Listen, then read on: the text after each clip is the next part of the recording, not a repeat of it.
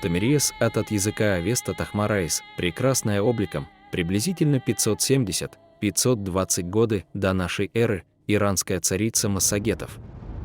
Согласно Францу Альтхайму и Рути Штиль, эллинистическая форма имени Томирис восходит к авестийскому Тахмараис, прекрасная обликом, или дословно той, чьим великолепием является облик, фигура.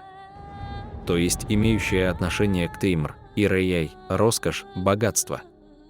Сходным образом зовут и ее сына Спаргаписа, от авестинский языка спария писр, красотой подобной ростку, от спара, росток, и писр, красота. По мнению исследователей, имя сына царицы Томирис напоминает имя скифского царя Спаргапифа, некоторые считают его отцом Томирис. Сходство имен можно объяснить родством между ираноязычными племенами европейских, скифов и массагетов.